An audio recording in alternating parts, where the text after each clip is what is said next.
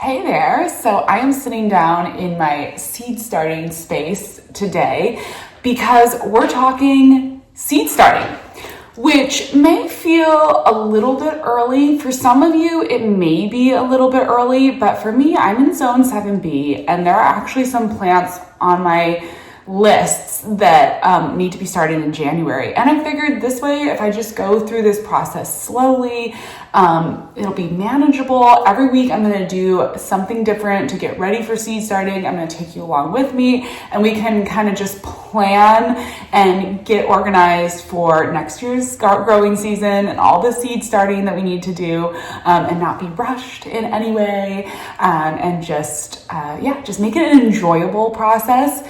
And it's kind of crazy with the holidays and everything to think, oh my gosh, we need to start seed starting. But this way, once we get to January and the seed starting season hits, we'll be ready to go. Or again, if you need to start your seeds slightly later, then just save these videos and come back to them when you're ready to actually start your seeds. I think I'm going to do another video and talk a little bit more about when to start seeds. I actually do have an older video I think it's called like when to start everything. And so if you're in a zone 7A, 7B like me, I talk through when I start everything. So that might be kind of helpful if you're growing in this same zone.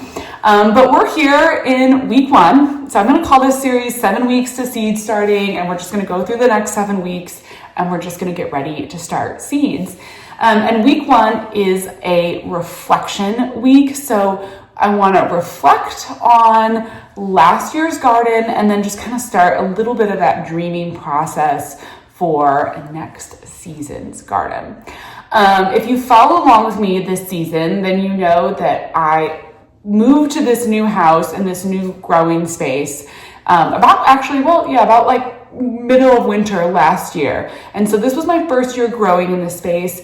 I focused a ton on just building the garden. So as far as being able to like try new varieties or take notes on what happened with the plants, I had a lot of like kind of loss as far as the plants in the garden, and things didn't grow as well as I'd hoped. And it's a little hard for me to know why that happened because my soil is not developed. It's not ready to go. My garden beds were like slapdash, kind of like trying to get everything going and put together and set up in time for the growing season.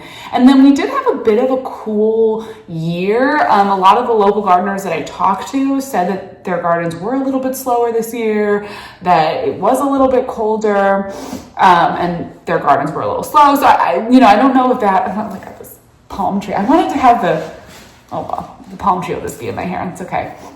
And so it's like a little hard to know sometimes that if were some of the challenges that I had, like weather related, was some of it my soil, was some of it just my growing, a little hard to know in the first year. But it did make me realize on reflecting on the issues that I had, the challenges, the pests, all of that.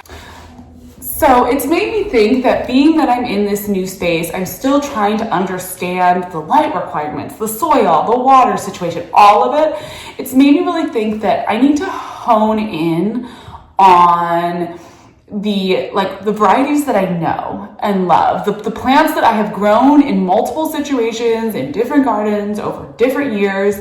I've gardened long enough to have some like varieties that are my staple varieties that I know and love. And I think if I focus on growing those, it will help me to understand this garden space better, because I will actually know, okay, if this didn't do well, then it's an issue of the water or the sunlight or whatever. Like I'll be able to identify those issues, I think, better with plants that I'm familiar with. So I'm starting to think about that. Like I need to go back to my like true plants.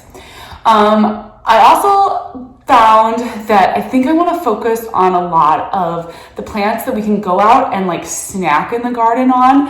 I have 2 little girls, and for my life right now, for what I'm doing, being able to just go out into the garden, pick some like fresh tomatoes, some fresh cucumbers, some fresh peppers, and just eat them as snacks, like out of the garden, no prep needed, that really works for where I'm at right now in my life, rather than trying to do a bunch of canning or preserving, or even just getting the plants into the house. I feel like sometimes it's easier if we can just eat them out there.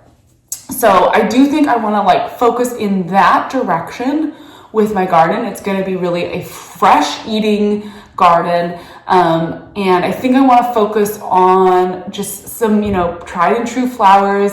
I want to focus more into annuals rather than perennials, because again, I'm still getting used to this space. And last year I kind of like got a little excited and bought a few perennials, but that made me realize that like I'm not ready for the commitment of putting perennials in and being locked into like that's where they're going to go. I need to do a lot of stuff that's just no pressure, like it's going to be gone next year anyways, doesn't commit me to anything, it doesn't affect my plans. Like I am not ready to put in a berry patch or an orchard or anything like that. And I know that some of those things you're supposed to establish early on in a garden's life. Like people say, put in your big landscape pieces, put in those things that are going to take years to mature, which I understand that desire, but I am not ready to commit to like where a berry patch could be. I just cannot make that decision yet. I'm not ready.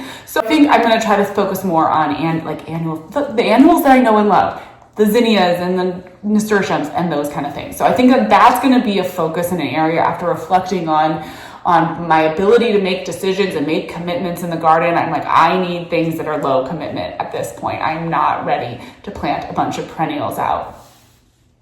And then I also kind of like started to think through some of the specific things that I like learned and liked. I did not grow tomatoes on arches. I did try to grow tomatoes on the one arch in the garden, somewhat unsuccessfully. Those tomatoes did not do well this year, but it made me realize that I really want to grow tomatoes on arches. That's how I like to grow them. I like tried to do another kind of trellis system. That did not work for me. Growing them without a trellis did not work for me. I got to go back to the arches. So like, that's just like something that I just got to go back to doing that. That's going to have to be part of the plan.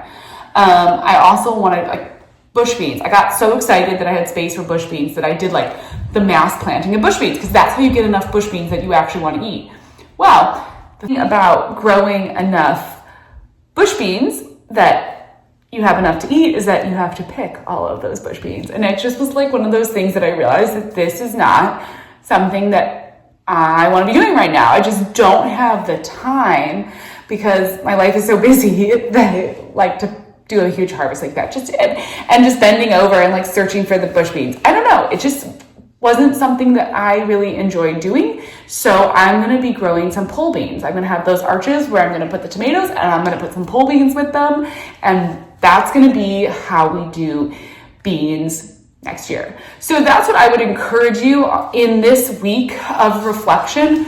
Really like go back through the pictures of your garden, go back through the plants that you grew and look at like, what did I actually enjoy? What parts of it did I enjoy? What parts did I not enjoy? What decisions were easy? What decisions were hard?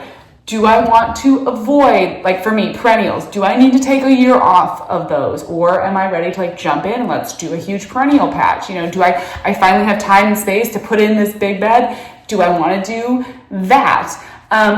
Me primarily, because I have so much deer pressure, my growing is really limited to a couple spaces. I'm going to be doing one garden that's going to be pretty much deer resistant plants. That's going to be a focus. So I need to think about deer resistant plants.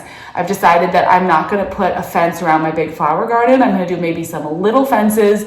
And then I'm just going to do a lot, like look into deer resistant plants. So that's something I need to think about. And then my vegetable garden is going to be more contained.